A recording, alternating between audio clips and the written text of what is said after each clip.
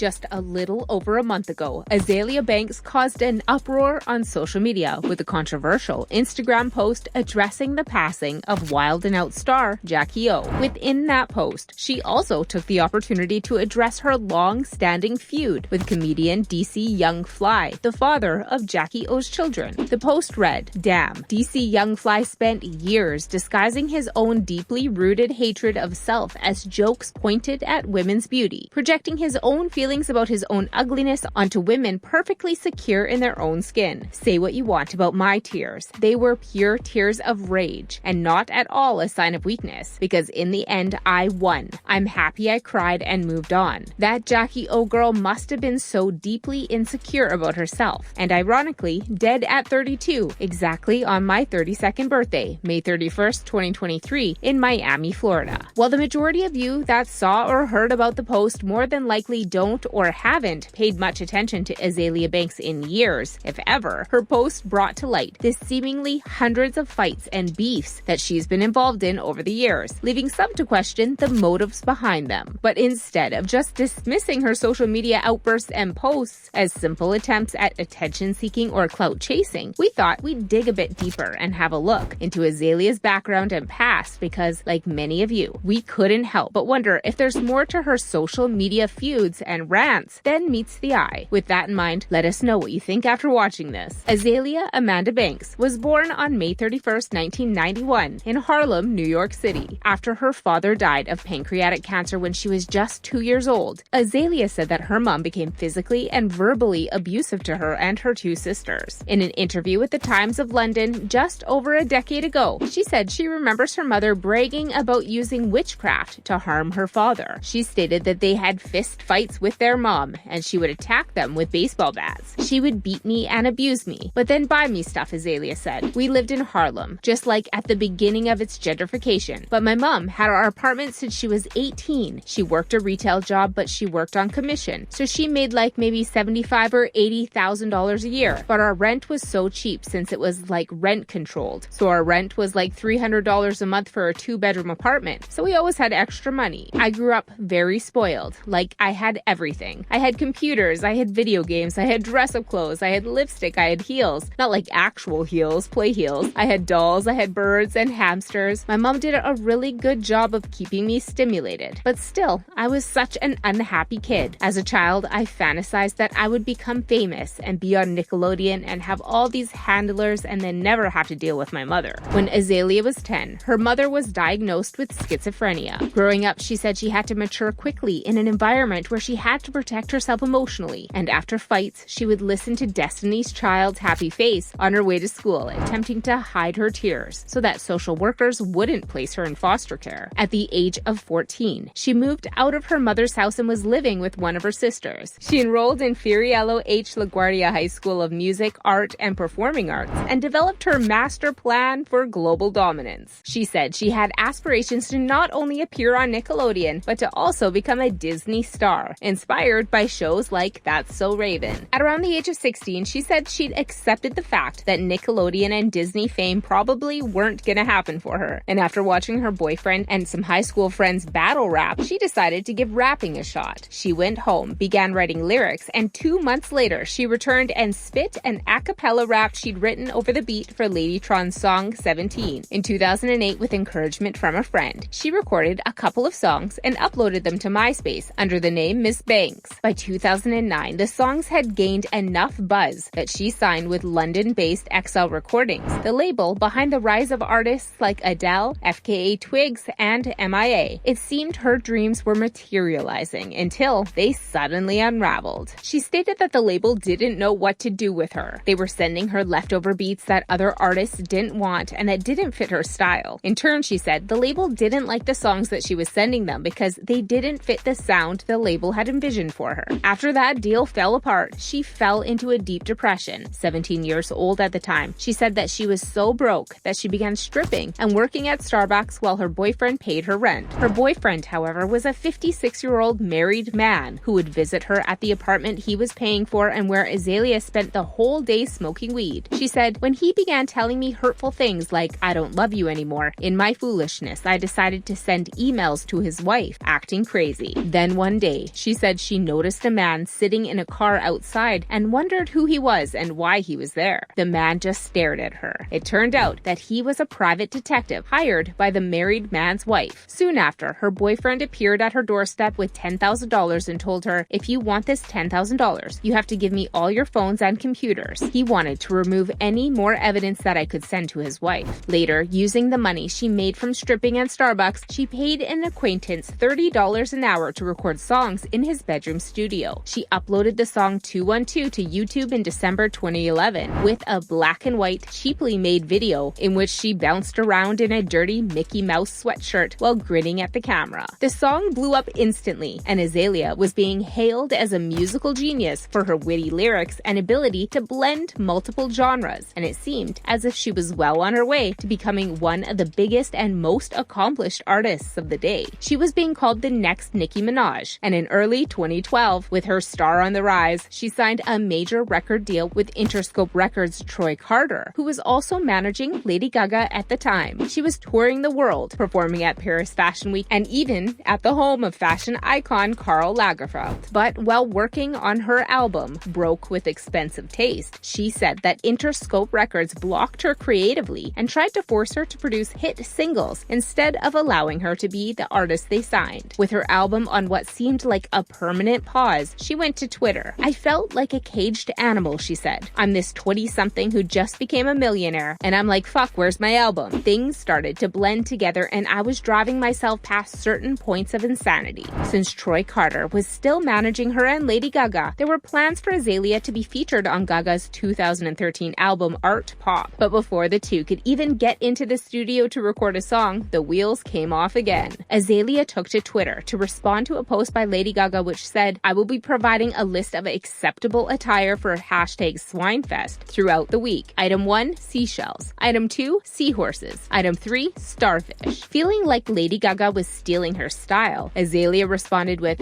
"Sounds a lot like Azealia Banks' mermaid balls." Of course, Gaga just wants to play mermaid again. Not picking a fight, just all looks so familiar to me. Needless to say, the song between the two never happened. Then she began using Twitter as a weapon. "I often go on there as a way to distract myself from being a person," she said. In 2013, during an online spat with Gossip King Perez Hilton, who'd sided with rapper Angel Hayes during a discussion about what it meant to be a true New Yorker, Azealia tweeted, "Oh my god, you should just kill yourself, like for real, LOL." After an enormous amount of backlash, she later tweeted, "My most sincere apologies to anyone who is indirectly offended by my foul language. Not sorry for Perez though, LOL." A month later, she went at it again with Perez using the same language, but there would be no apologies from Azealia this time. Since then, Azealia has been an equal opportunity offender, using social media to voice her thoughts and opinions no matter how offensive, and going after everyone, regardless of race, creed, or color. Her lists of online beefs and rants, whether back and forth or one-sided, are far too many for us to cover here, and honestly, some so vulgar that even though they are Azealia's words, we don't feel comfortable repeating them. What we would like to highlight, however, are a few of these posts beyond the shock value beefs and rants that seem to reveal and affirm what we learned about Azealia Banks during our research, and that is, by her own admission, that this is a young lady that is indeed bipolar at the least, and in need of some serious professional help. Here's a peek. In 2020, in a series of Instagram story videos, Azealia announced that she would be shaving her head and then proceeded to do so, saying, "All this stress, energy, and breakup energy, I'm about to have my Britney Spears moment. I feel like Britney, bitch, on some 2007 shit. I'm gonna shave my head just to feel fresh again. That shit got me wanting to shave all this relaxed hair off. I'm sitting here reading all the dangers of relaxers. Is that why I'm crazy? Because of the hair relaxer and pink lotion? No, I'm shaving this shit off. I'm shaving all this stress out of my head. I'm shaving the man off." After taking the clippers to her hair, she said, "I feel so fucking free. I had to get all that energy off." Yes. That same year, she posted cryptic messages about her mental state on Instagram. Part of it read, "Yeah, I think I'm done here. This pandemic, extreme lack of social interaction, no intimacy, combined with constant public ridicule is making life harder than it's worth. I think I will end my tenure here on Earth soon. I'm just ready to go. Peacefully, of course. I will document my last times and release a film for all of you to finally understand me from my perspective." Her post blew up the internet, with her fans genuinely worried about her well-being. However, a few days later, she returned to Instagram with her signature satirical self. She posted several videos questioning the authenticity of some so-called fans reaching out to her under the guise of concern. "Don't express concern for me when I'm down," she said. "When I'm down, that's because I'm down. Support me when I'm up. Y'all gonna have these conversations about black women's mental health and all this other shit. Support me when I'm up. Support me when I got a smile on my face. Don't just give me support when I'm crying and got my face down in the dumps after y'all done ridiculed me and made fun of me all last year. Don't support me when I'm down, cause that's kind of where y'all put me, you know? Support me when I'm up. Support me when I'm putting new music out and exploring my creativity, and when I'm doing all of those things to free myself from whatever cage that I feel locked in. Don't support me at the end." Then, in early 2021, she uploaded videos to Instagram that showed her digging up her dead cat Lucifer and saying, "A lot of you guys don't know, Lucifer the cat died 3 months ago and we had to put him in the ground and we're digging him up for the very first time." A bag was seen being pulled out of the ground, seemingly containing Lucifer, before the cat's remains appeared to be added to a pot of liquid that Azealia was stirring. When her followers responded to her outrageous actions, she responded, "Why do you think I could eat a dead cat when I can barely eat a dead cow? It's called taxidermy. Plenty of hunters have preserved deer heads hanging off their wall." She continued, "Darlings, you guys are being racist and this is very un-Black Lives Matter of you all. The cat's head is soaking in peroxide to fully clean him. Then I'm taking him to a jewelry shop to have it gilded. Lucifer was an icon. He deserves to be preserved." A week later, she was back at it. Speaking with the Kyle and Jackie O show, the hosts wanted to know more about Azalia's bone collection, and she was more than willing to show them. "There are lots of scientific research websites where you can actually buy human skulls like this one," she said, then grabbing a skull from off camera and proudly presenting it to the hosts. Kyle responded, "Oh my god, she's got a skull." After saying where she purchased the bones from, Azealia said, "This is actually the skull of a 6-year-old girl who died from head trauma." She then turned the skull around to show the marks on the bone to seemingly support her words. When host Jackie asked, "Why do you want that?" Azealia responded, "I love bones. I respect the afterlife. I think the bone is where the energy holds for a person." However, it was her rant against Nicki Minaj in October of last year that we would like to end with. At the time, Nicki Minaj and rapper Latto were in a war of words on Twitter concerning Nicki's displeasure with the Grammys having placed her song Super Freaky Girl in the Best Pop Solo Performance category rather than in the rap category as they did Latto's song Big Energy. Azealia, being Azealia, hopped on Instagram with the following post: "The Barbs need to petition to get Nicki Minaj some rehab and mental health services through the Grammys Music Cars program. It's becoming painstakingly clear that this woman needs serious help because this level of anger is not normal at all. It's getting scary watching her spiral like this with a child in tow. Like, imagine how lonely and confused her kid feels hearing her scream and rage 24/7. There's no way he's getting the attention and love he needs from her when she is this consumed with anger. I feel really bad for the kid. Clearly, other women are more important to her than he is. And like, as far as Nicki, like, come on, all right,